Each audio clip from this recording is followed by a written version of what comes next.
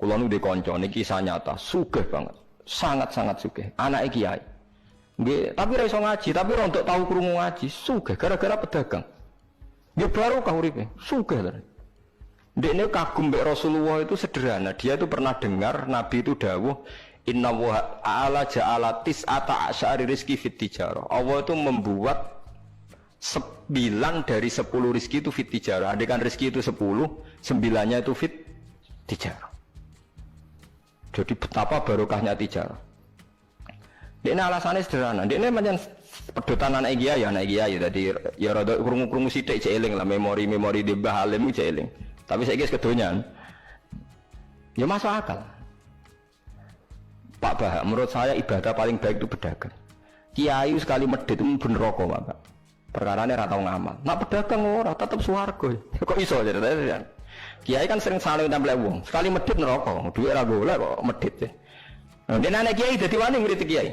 Lah pedagang medhit lah itu tetep lomo, Pak. Misal pedagang medhit, tetep bayari supir, bayari satpam, bayari tukang pel, karyawan. Karena nak gak tak bayari ra gelem kerja, nak ra kerja aku malarat. Jadi pedagang medhit lah kan tetep bayar UMR kan. Jadi pedagang ora iso medhit, Bapak. Gelem ra gelem bayar. Mulane barokah untuk rezeki songo iku jare. Yo medhit praktekno tenan dene, tapi dene ndek keyakinan medhit itu tetep barokai. Dan saya setuju, Bang, dengan pendapat dia.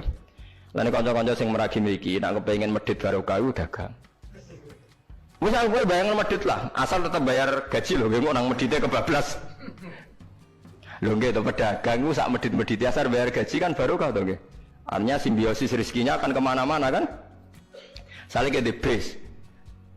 Ayo bayari supir, nggih, kernet, tukang cuci, engko mobilnya wayahe ngetap oli, wayahe nyervis bengkel. Itu berapa sistem rezeki? Pemene nak pabrik karyawane 2000. Kuwi ku yo ana sing mondok, ana sing wong saleh dadi karyawan macam-macam.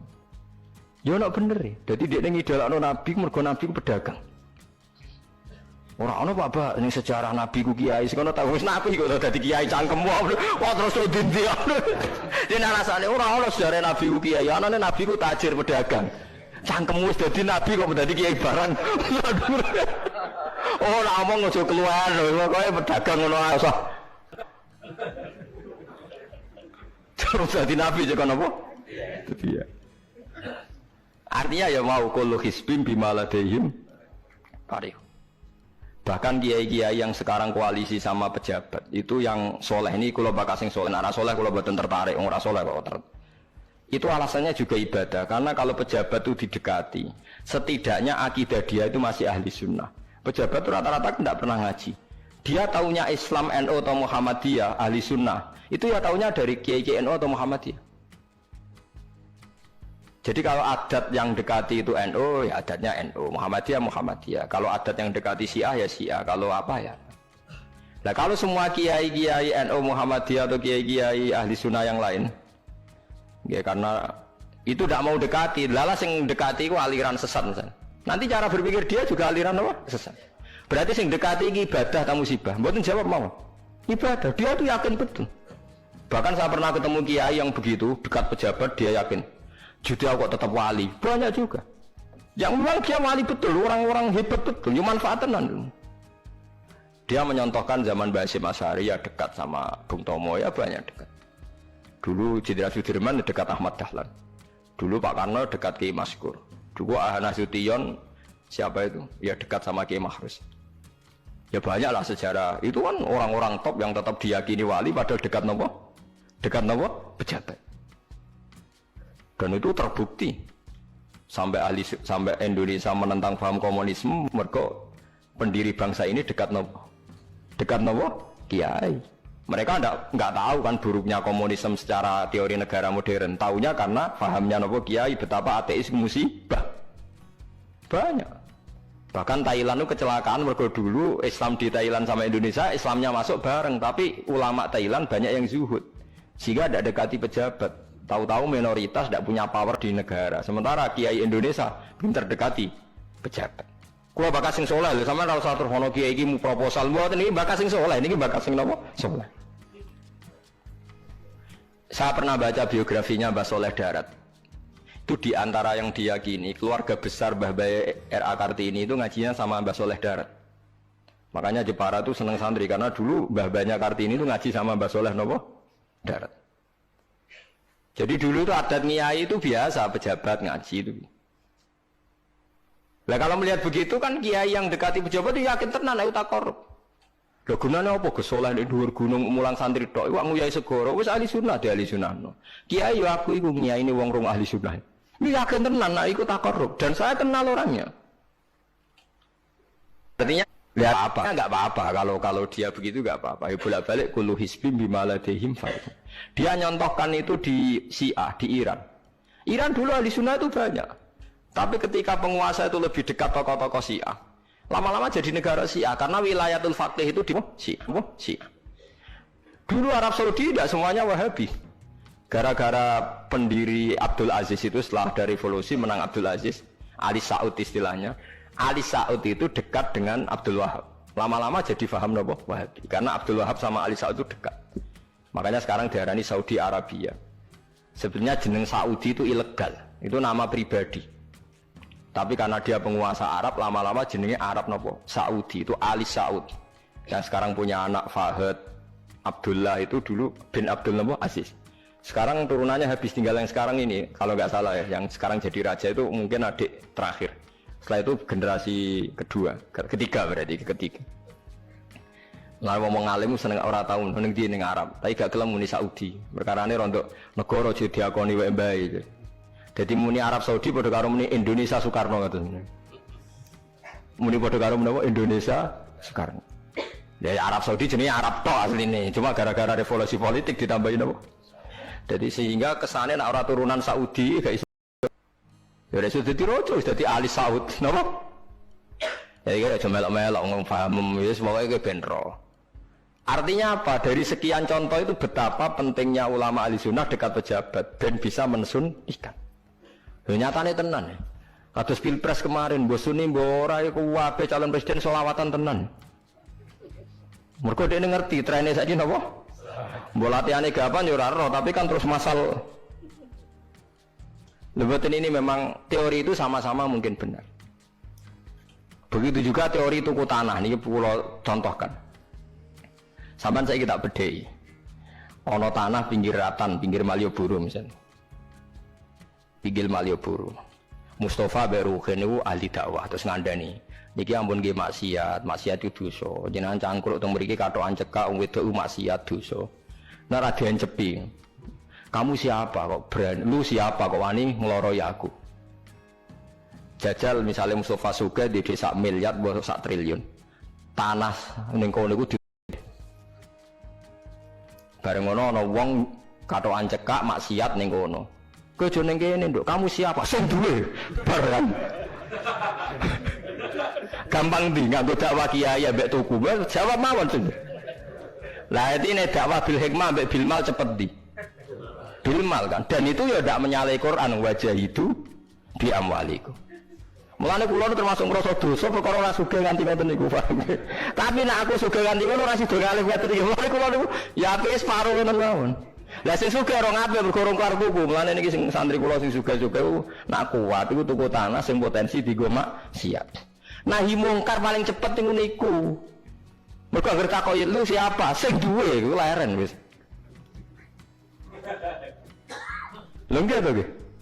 Gon-gon dalan sing dienggo maksiat, mbok loro tok kan suwi, tapi nek mbok tuku, terus tetep dienggo, nak ngusir kan gampang. Lu siapa kok ngusir sing duwe? Gampang ndi? Ha mulane mulai dhisik agama ora iso ninggal wong sugih. Bilal iku melarat. Dadine wali mergo melarat sabar ning tauhid. Tapi sing nyelametno donyane Abu Bakar. Dadi pancen mlakune agama iku kombinasi melarat ambek sugih. Mulane sing melarat ora usah ndonga sugih perkara iki nggo kombinasi wae. Tapi nek wis bosen banget yo oleh lah maksudnya iki. Nah donga ngeten apa rek Gusti contoh melarat mboten kula nggih mun wonten lho Gusti. Kadosnya ndak mendesak harus saya, ndak mendesak harus apa?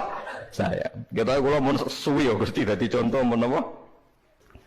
Paham ya, terus nahi mungkar niku nggih wonten istihate dadi. Nggih sama nahi mungkar dalam politik nggih ngoten. Dulu di Rembang juga banyak lokalisasi. Kalau masih ingat kecil saya dan ya kuat karena di backing oknum-oknum tertentu. Tapi ketika bupati itu mulai dekat kiai.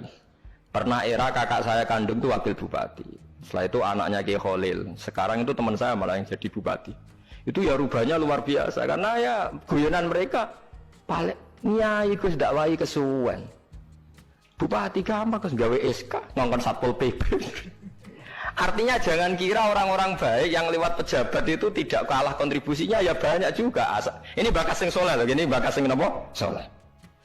Artinya kullu hisbim bima ladaihim farihun. Yang yakin dengan kebaikan bentuk ini juga banyak. Kowe cuma meyakini dhewe apik kok Mustofa, langgare cilik tetep istiqomah, nak bar wiridan karo donya. Iku ya apik, tapi dene ya ben yakin bener dhewe ben terus. Nah dene yakin terus calon bupati malah dadi kan. Tapi jangan merasa benar sendiri. Ya yakin saja kalau dia benar. Tapi jangan yakin benar sendiri karena dia tidak bisa bikin SK untuk membubarkan tempat maksiat. Utawa oleh suatu tanah sing dienggo napa? Maksiat. Jadi pilihannya bubarno niku. Nah sampean takok, lah nek ngono ulama ra kalah, goblok kena ulama kalah. Ulama tetap paling bener. Perkarane piye? Wong sugih mau iso ngusir wong maksiat kok tanahe ning tanah liya, tapi nek iso ngilangno maksiat mentale wong iku. Lha iku sing rada betah ngilangno sak mentale iku ulama. Mulane ulama takoki, lha kok iso tapi sampean ra iso ngusir kok gon maksiat, tapi mau pindah tok wong tetep maksiat. Lah sing iso nobatno iku ulama, ya rada menang-meneh maksudnya ya rada lumayan. Mulane kula nganti saiki cek susah, kula nanti maca kitab ana cerita, muga-muga ora bener cerita iku, tapi kula kadung maca, ajane nyesal kula maca niku. Tapi kula kadung napa maca. Dadi ana wong mati syahid, wong melarat, wong lomo sugih ambek kiai alim niku ning pintu swarga. Wis jelas mlebu swarga. Lha iso bantah-bantahan. Jare sing mati syahid saya dulu karena jelas di hadis-hadis sahih itu mati syahid itu spesial. Jadi saya paling berhak masuk dulu. Jare sing melarat enggak. Di hadis-hadis orang melarat sabar itu spesial. Jadi saya dulu. Jare sing sugih enggak, orang kaya dermawan itu spesial. Jadi saya dulu. Ulamae menengae roh wong telu goblok bantah-bantahan ulama meneng ae. Bareng meneng ae. Ulama wong jan ulama kan ya meneng, ndekne lah ya bingung karena ulama kan banyak pertimbangan. Sing marahi iku ndekne kabeh. Akhirnya Allah ngutus Jibril, ya Jibril. Beri keputusan sama mereka. Ya Jibril kan malaikat paling terpelajar. Jibril takok.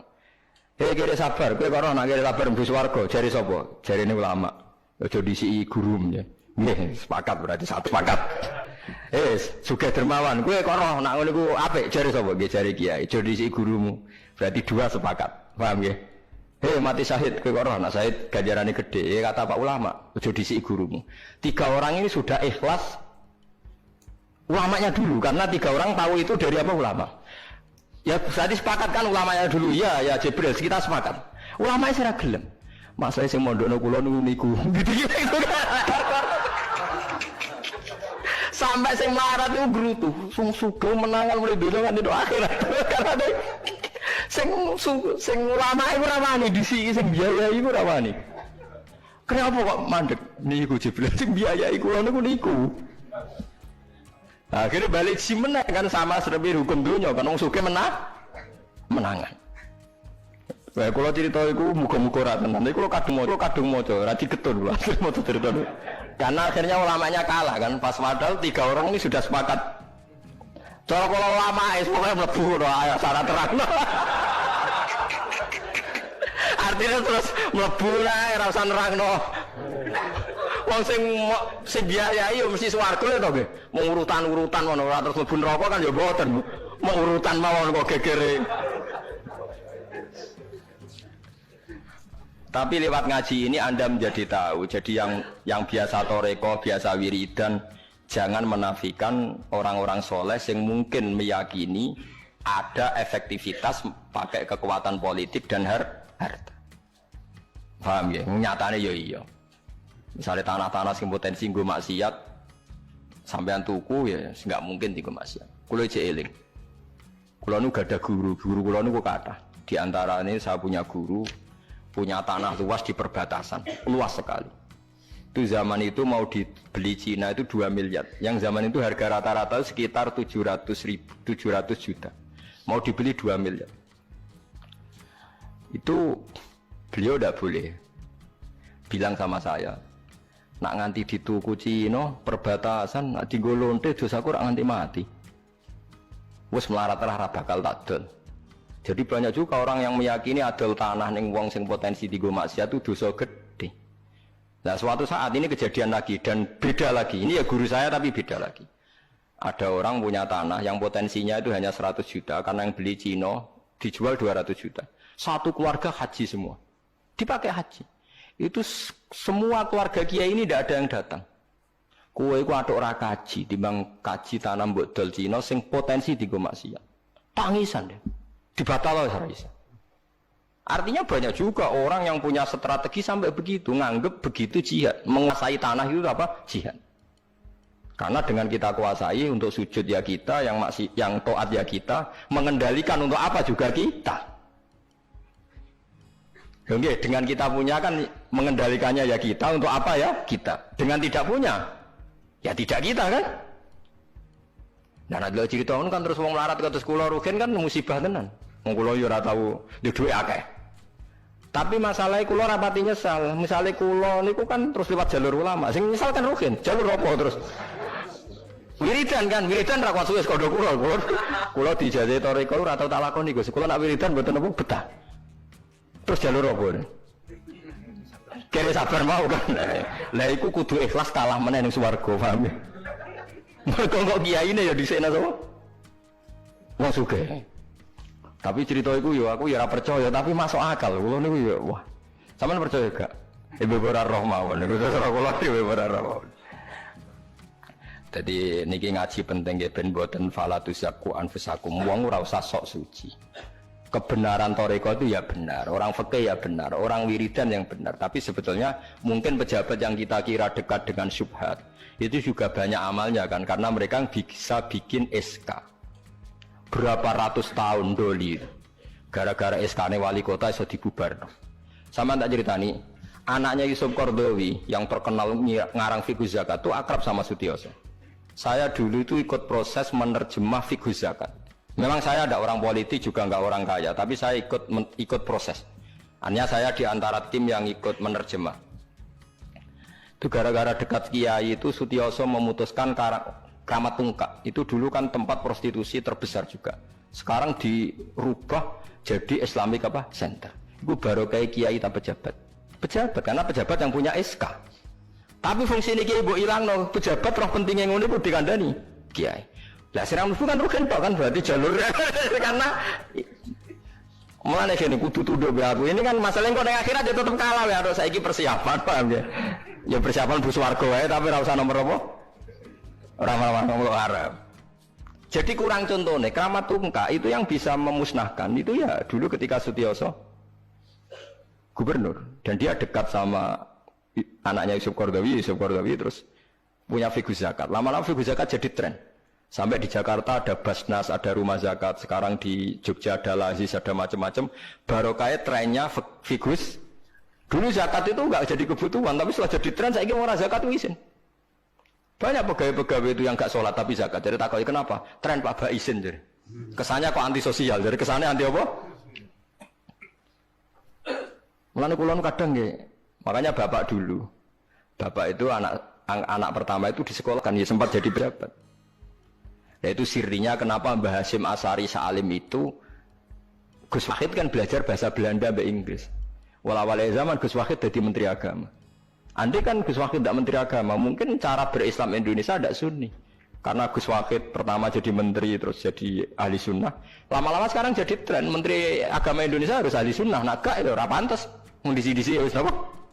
Ahli sunnah.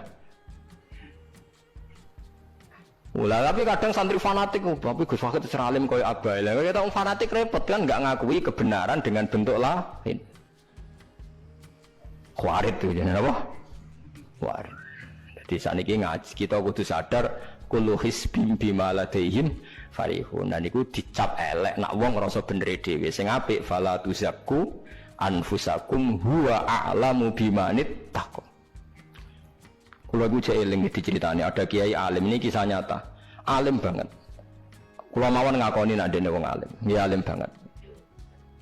Tapi wong alim lah, aku nak rapati di duit, aku duit sandal anyar, aku eling. Aku salah ya, wong alim rapati duit. Dekne salat ning masjid pinggiratan, masjid umum. Gurine iku ana wong rambute gondrong tatonan. Amen nututi dekne. Dekne curiga sadale didelekno. Bareng ngono jebule wong tatonan nututi kabeh makmum. Mrene ape njuk sepuro isin. Ora njuk sepuro tau sunnah. Lah repot to ngadepi ngoten. Cara alamat lahir iku preman. Jebule nututine niat ape? Makmum. Kubut tuh lepol dene ndelekno sandal.